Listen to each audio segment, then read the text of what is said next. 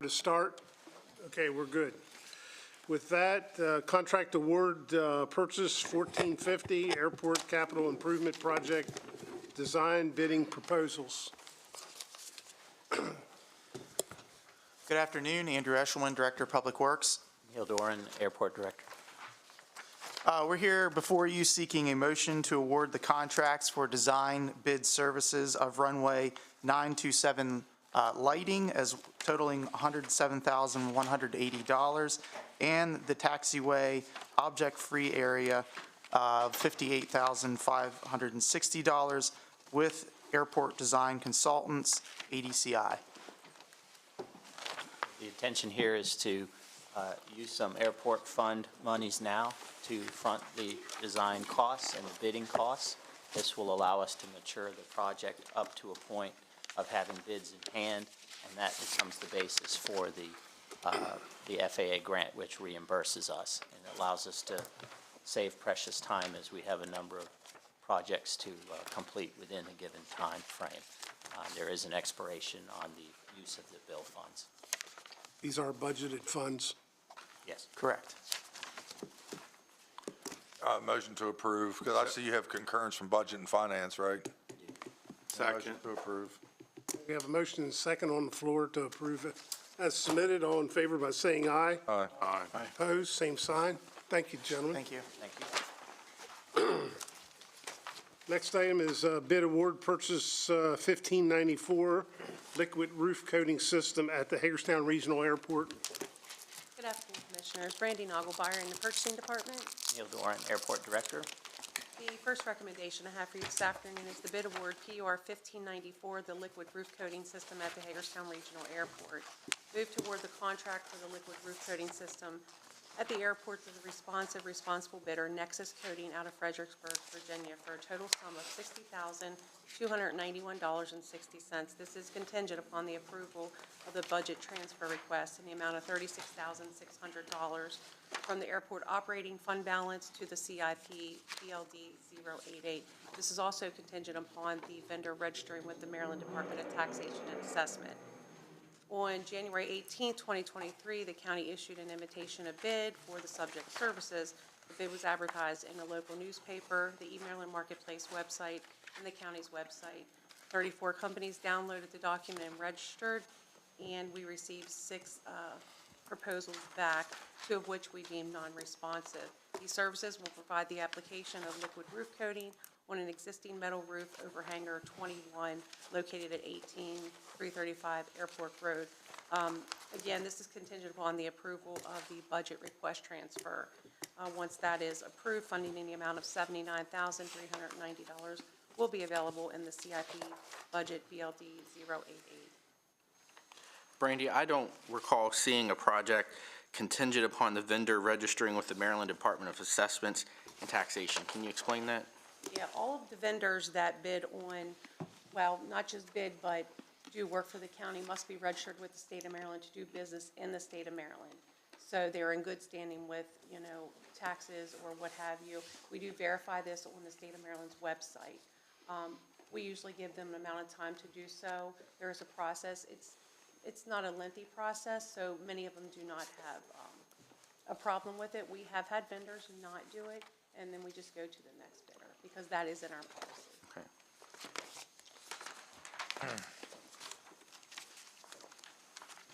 Any other comments or thoughts? I might add, if they fail to get that certification, do we know what the next bidder, what dollar amount that would represent? We do, but I believe at this point, and if I'm not mistaken, Neil, we're going to have to put it back out for bid due to some errors that was in the submittals for 2 of the companies. Okay. Motion to approve. Second. Okay. Motion and second to approve as submitted. All in favor by saying aye. Aye. Aye.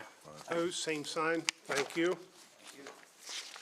Next item is contract award 1598, independent auditing services, Brandy and Kim. Again, Brandy Nagelbauer in the Purchasing Department, and I do have an error. I have the Director of Budget and Finance with me. I have Deputy Omar, so I apologize for that. Move to award, my recommendation is for the contract award PUR 1598 Independent Auditing Services. Move to award the contract for independent auditing services to the responsible proposer, SB Company LLC out of St. Mills, Maryland, who submitted the lowest total lump sum, $382,288 for fiscal years 2023 through 2027. These services are required by the state of Maryland's audit requirements enumerated in Article 19, Section 19, Section 40 of the Maryland Annotated Code. The request for proposal was advertised on the state of Maryland's website, the county's website, and the local newspaper. 13 companies registered and downloaded the document. 2 firms did submit proposals. The firms that submitted proposals submitted the Q&E and price proposals for this project. The Q&Es for both firms were evaluated and both were considered to be qualified, experienced, and responsive. We did get all excellent results when we did the reference checks. Each of the firms considered provided a lump sum contract amount for fiscal years, all fiscal years of the audit, and that's indicated on the cost proposal sheet attached. The coordinating committee was comprised, that went through the proposals and made its recommendation, was comprised of myself, the Director of Budget and Finance, Deputy Director of Budget and Finance, the Chief Financial Officer, and the County Administrator. This contract is for a period of 1 year, and the county reserves a right to renew up to 4 consecutive one-year terms. And funding is available in each of the using department's budget for these services. You might have said it, and I might have missed. Is that the same company we've had? So it's the same one that's been doing it? I'd motion to approve. Second.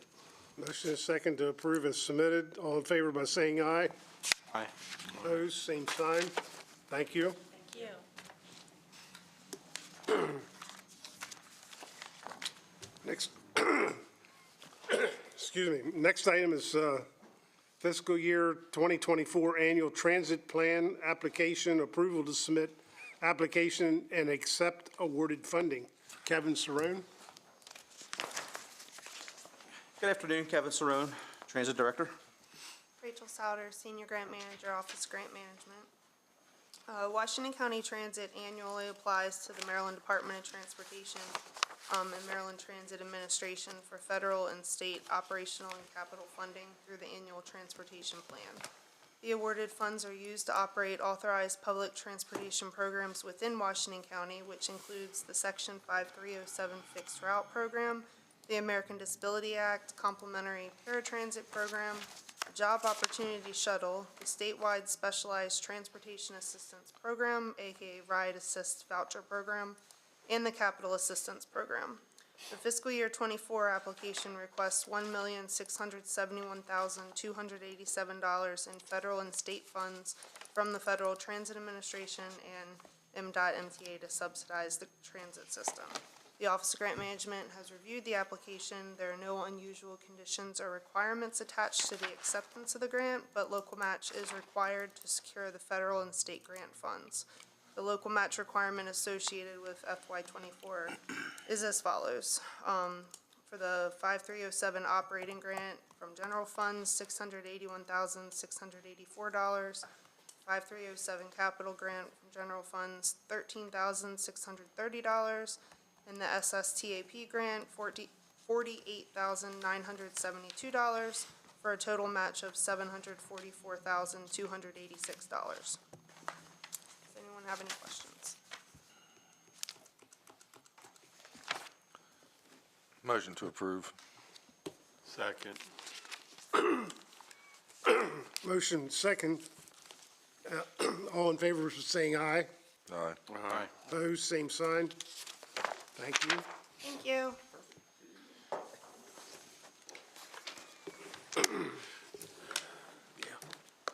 Thank you. Next item is FY24 School-Based Health Center Grant Approval to submit application and accept awarded funding. Nicole, good afternoon. Good afternoon. Nicole Phillips, Grant Manager, Office of Grant Management, here today for a motion to approve, excuse me, the submission of the grant application for the FY24 School-Based Health Center Grant Program to the Maryland Department State Department of Health in the amount of $254,194 and accept all awarded funding. There are currently 2 school-based health centers in Washington County, which are located at South Hagerstown High and Western Heights Middle. The centers provide exams, prescription, nutritional assessment, orders lab work, and assist in the management of chronic conditions such as asthma and diabetes. Meritus Health is the clinical provider contracted to provide these services, and funding in the amount of $19 is included in the award for county admin support. The local management board approves the submission of this proposal and recommends acceptance of this award. Any questions? Motion to approve. Second. Okay, motion and a second on the floor for approval as submitted. All in favor by saying aye. Aye. Opposed, same sign. Thank you. Other grant programs similar to this, or is this the only one that's available for this, for the medical programs? So this is the only one I'm aware of. It is across the state within counties that have started a school-based health center, but it's not mandated within every single county. Are we limited to just applying for 2? So currently, the funding only allows these 2, but MDH took over this grant. It used to be through the Department of Education, and they are offering additional funding as the years go on. This is only their 2nd year taking over the grant, so it's definitely a possibility. Thank you. Okay, next item is Office of Problem Solving Courts Discretionary Grant Application Submittal. Nicole Phillips, Grant Manager, Office of Grant Management.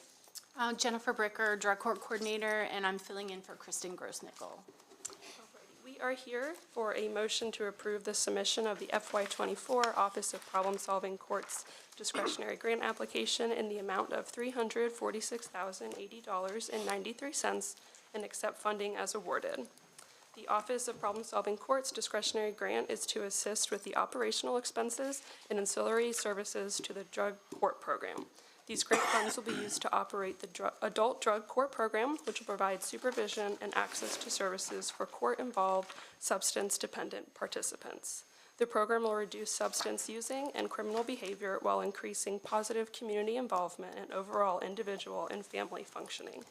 These grant funds will allow better access to justice and treatment services by assisting with transportation, providing frequent drug and alcohol monitoring, case management support services, educational and vocational access, and numerous other services. The Office of Grant Management has reviewed the grant application. Matching funds are not required for this program. In the case that the anticipated grant funds are not awarded, the Circuit Court would request that the Washington County Commissioners cover the cost for wages and benefits for the coordinator's position. Other program services such as transportation assistance, trainings would be eliminated unless other local or state funds could be secured. Drug testing would also be limited to the number of tests allowed by individual participants' insurances. So could you go back over that part? If the grant funds are not awarded, so if we don't get this grant, we're gonna have to pay for the, Coordinator's position. It would limit the services that are involved, and how much would that be? if you have any additional. The full request for that for this fiscal year anticipated, I believe, is 122 to cover salary and benefits. I support the grant. That motion. No, that's a motion. I second. Okay. Motion and a second. All in favor by saying aye. Aye. Thank you very much. Opposed, same sign. Thank you. Thank you. Next item is County Surplus Nonprofit Grant Award Recommendations. Susan Buchanan.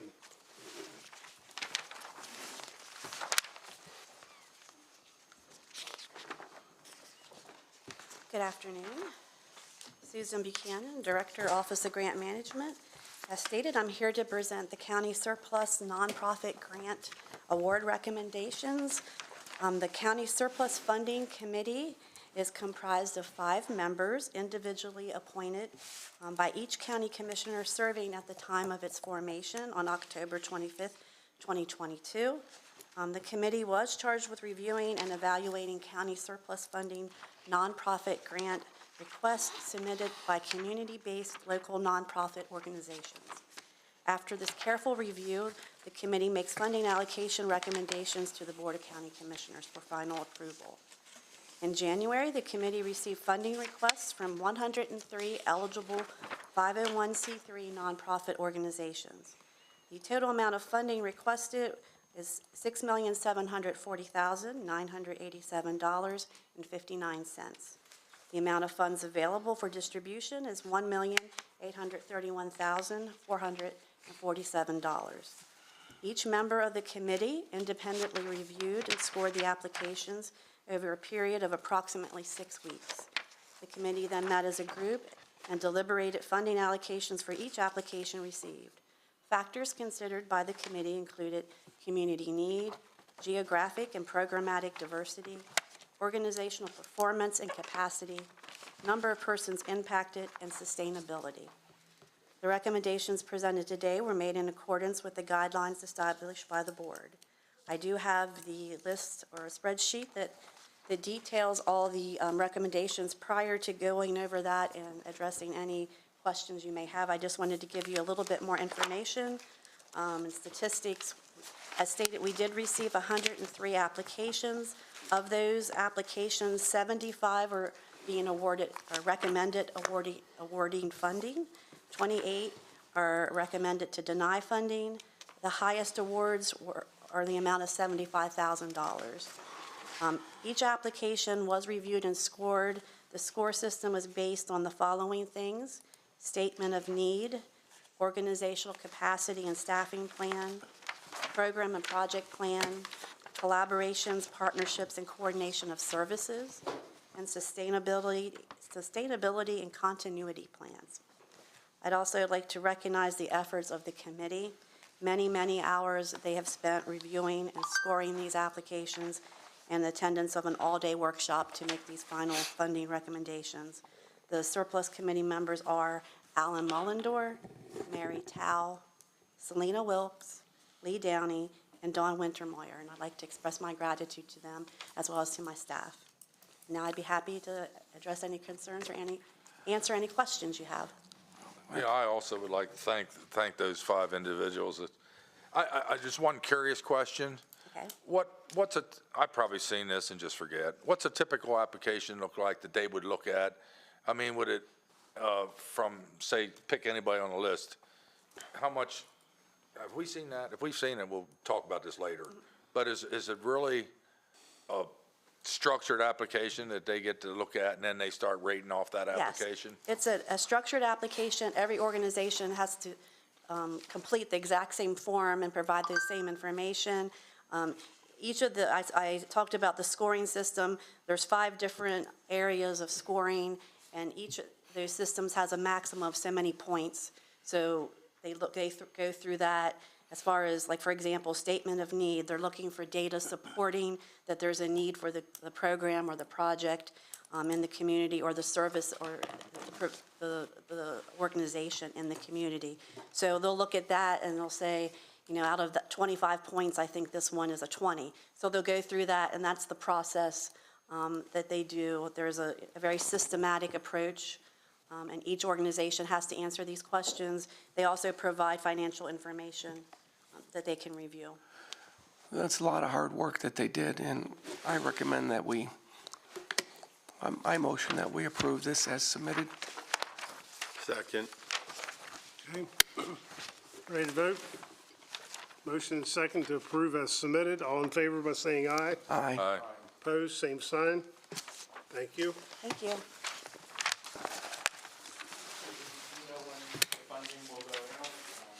Our next steps, we're going to be sending out award letters in the next week or so, and then shortly thereafter, the disbursement of funds. And then there's a verification process in which the, At the end, in a year, a report is due that would provide an outline of how the funds were expended.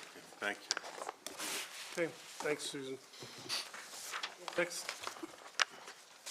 Next item is County Emergency Remote Work Policy Update. Cody, good afternoon.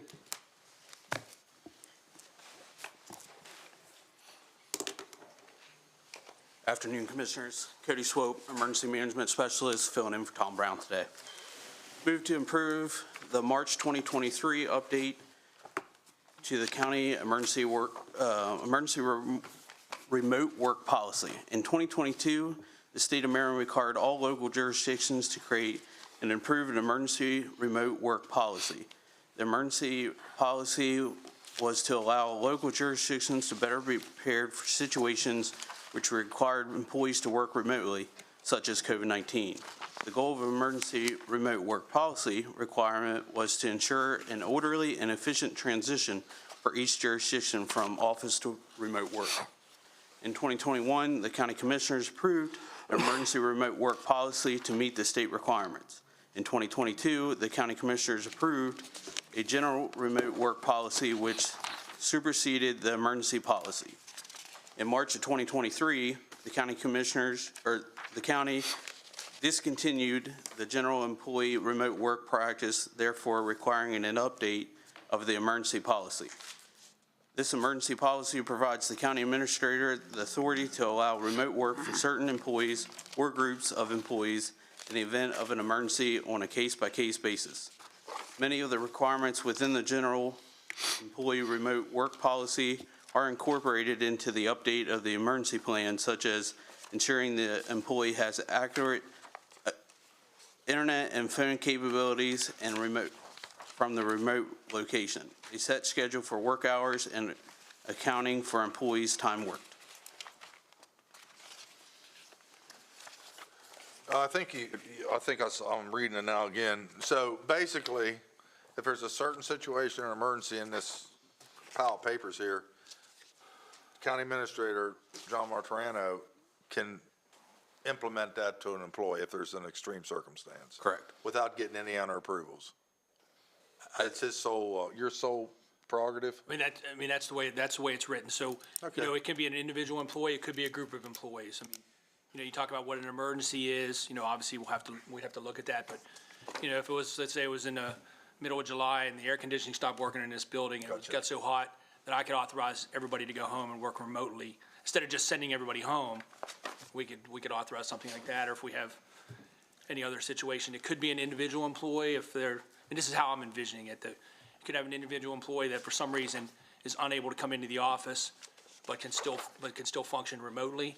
Obviously, if the employee can't function and do their job remotely, then that wouldn't work. But I think that's what the changes were. And I appreciate Cody stepping in. I know Tom couldn't be here today, so and I know that this has been reviewed by the county attorney's office as well. So.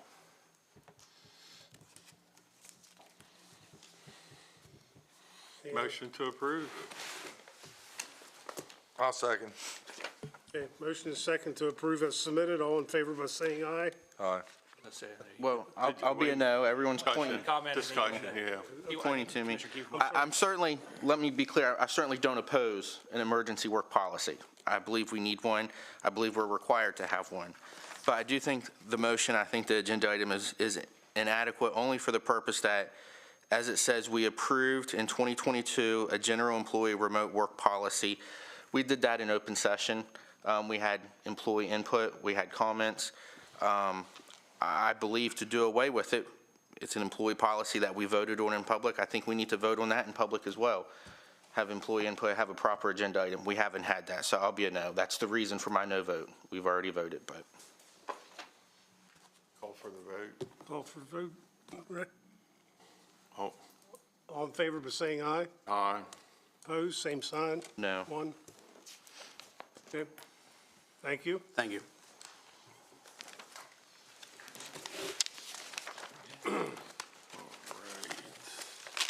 Okay, we have a motion to go into closed session for the reasons stated. Motion to go into closed session. Second. Okay. All in favor by saying aye. Aye. Opposed, same sign. Thank you. Be going.